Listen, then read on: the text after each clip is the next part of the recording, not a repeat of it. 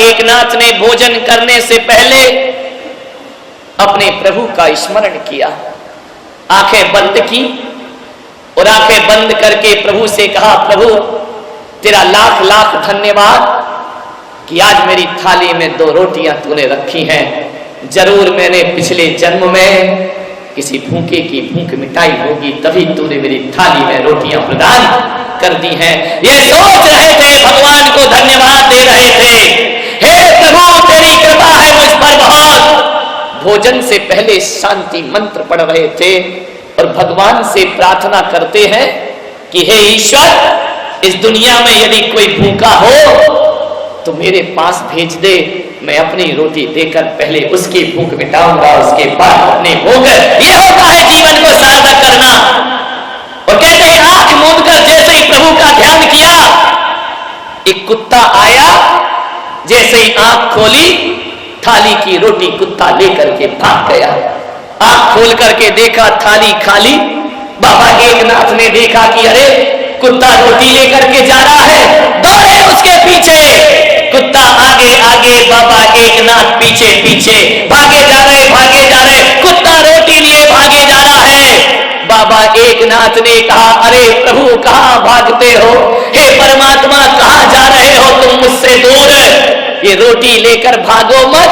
लोग समझ रहे थे कि बाबा रोटी छीनने गए हैं। बाबा एकनाथ तो घी का कटोरा लेकर जाते हैं कि हे प्रभु ये रूखी रोटी क्यों खाते हो, ये घी भी लगा लो, मेरा जीवन सार्थक कर दीजिए। घी लगा दिया रोटी में, रूखी रोटी क्यों खा रहे हो। देख करके आकाश की तरफ बाबा एकनाथ ने कहा, बाहरे प्रभु क्या सकल बनाई तूने स्वान की और मुझे उड़ा दी चोढ़नी इंसान की। बाबा एकनाथ ने कहा, ये कुत्ता नहीं है, इस कुत्ते के भीतर मुझे परमात्मा दिखाई देता है। और भगवान महावीर ने भी कहा है कि हर आत्मा के भीतर एक परमात्मा छिपा हुआ होता है। चींटी के भीतर भी परमात्मा है, इंसान के भीतर भी परमात्मा है, पेड़ पौधों के भीतर भी परमात्मा है। अरे सम्यक दृष्टि तो वो होता है जो एक इंद्री में भी भगवान के दर्शन कर लिया करता है, वो सम्यक की संपदा को। सोचिए आप, पहले का ये जमाना था कि जब हमारे बुजुर्ग भोजन करने के लिए बैठते थे तो घर के आंगन में आवाज लगाते थे कि मेरी आवाज जहां जहां तक जाती हो, यदि कोई भूखा हो तो आकर मेरे घर में भोजन ग्रहण करे। मैं भूखे को भोजन ग्रहण करा के फिर भोजन ग्रहण करूंगा। 3 बार आवाज लगाई जाती थी कि कोई भूखा हो तो मेरे दर पर आए, मैं उसका स्वागत करता हूं। पहले कहा जाता था अतिथि देवो भव, भूखे को भोजन कराना धर्म हुआ करता है। पहले का वो जमाना कि लोग कहते थे कोई आवे तो हम खावे, और आज का जमाना ऐसा है लोग कहते हैं ये जावे तो उसके बाद हम। तेरे की जिंदगी आदमी की, विचार करिए, सार्थक करो जीवन को। नानक के पिता ने नानक को खेत में भेजा कि जाओ फसल खड़ी हो रही है, ज्वार की फसल लगी हुई है, जाओ चिड़ियों से ज्वार की रक्षा करना। नानक मचान पर जाकर बैठ गए, प्रभु नाम का ध्यान करने लगे। चिड़ियों ने देखा कि ये कैसा रखवाला है, ये हमें भगाता ही नहीं है। चिड़ियां आकर के ज्वार बाजरा खाने लगी। जैसे ही नानक की आंखें खुली, नानक ने कहा मजा आ गया, पिता ने भेजा था रक्षा करना, बेटा कह रहा है राम जी की चिड़िया और राम जी का खेत, खाओ री चिड़िया भर भर पेट, खाओ री चिड़िया भर भर। मेरा क्या है, मेरे बाप का क्या है, राम जी की चिड़िया और राम जी का खेत है, ध्यान रखिए। नानक को बहुत मारा पिता ने कि पागल ये क्या करता है तू, मैंने चिड़ियों से रक्षा करने के लिए तुझे भेजा था। उसने कहा बापू चिड़ियों की तो रक्षा कर रहा था। अरे बोले पागल है क्या, सारा खेत का दाना चुग गई। बोले पिताजी यदि दाना नहीं चुगती तो चिड़ियों की रक्षा कैसे होती? सारी चिड़िया भूखी मर जाती। इसलिए मैंने कहा कि राम जी की चिड़िया और राम जी का खेत, खा लो चिड़िया भर भर, पेट ध्यान रखिए। ये होती है संतों की करुणा। अरे अपने लिए नहीं, दूसरों के लिए भी जीने का थोड़ा सा प्रयास करिए। कल हजारों लड्डू चढ़ाएंगे, एक लड्डू किसी भूखे को दे देना, गरीब को रास्ते में। मैं कहता हूं हजारों लड्डू से भी ज्यादा पुण्य लगेगा। बाबा के चरणों में चढ़ाया हुआ लड्डू यदि किसी गरीब के दामन में चला जाता है तो ध्यान रखना, वो लड्डू लड्डू नहीं रहता है, गोपाचल वाले बाबा का प्रसाद बन जाया करता है, जीवन का आनंद बन जाया करता है। सेवा करें, लाखों रुपए दान करते हो, कोई बात नहीं है। इस पंडाल में बैठे हुए लोग सोच रहे होंगे कि काश हमारे पास पैसा होता तो हम भी दान करते, हम भी बोलियां लेते। आज हमारे पास पैसा नहीं है, हम कैसे इस सौभाग्य को प्राप्त करें? नहीं मेरे भाई, ये दिमाग से निकाल दीजिए कि पैसे से ही धर्म हुआ करता है। ये बात अगर दिमाग से निकाल दो, पैसा ही अकेला सब कुछ नहीं होता है।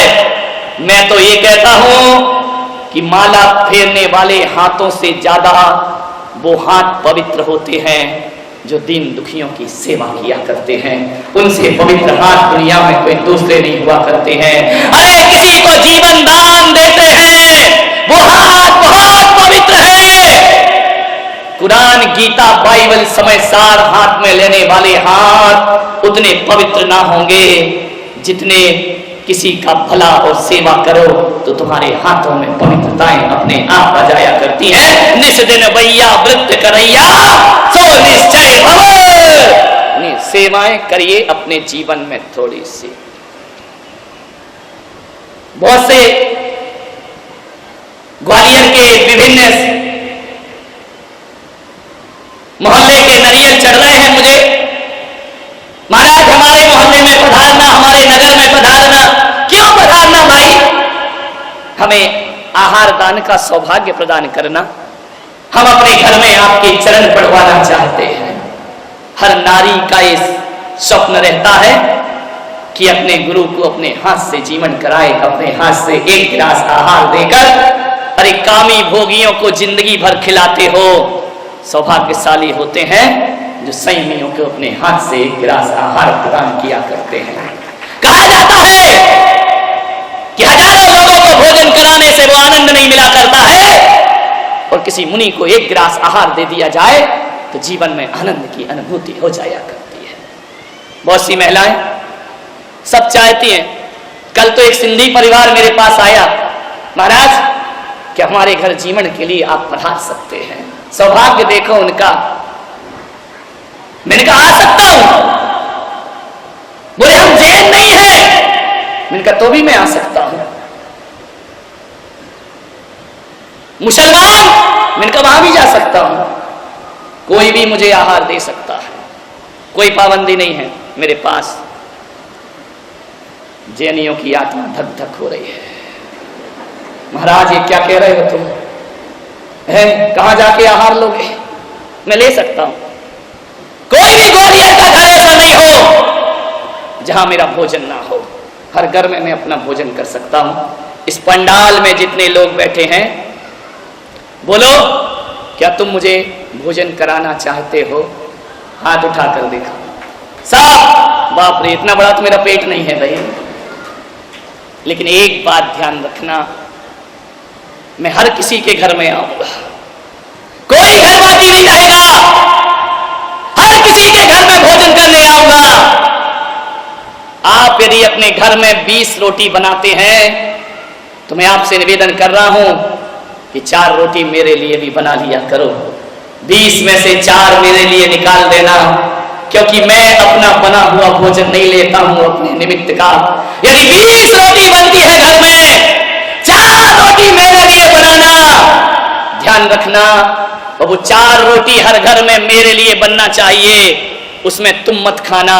वो 4 रोटियां यदि हर घर में, जैन अजैन सबके घर में बनेगी, और मेरे नाम की जो रोटी तुम बनाओगे, अरे पुलक सागर भले ना आए, वो 4 रोटी किसी भूखे को खिला देना, मैं समझूंगा मेरा आहार तुम्हारे घर में हो चुका है।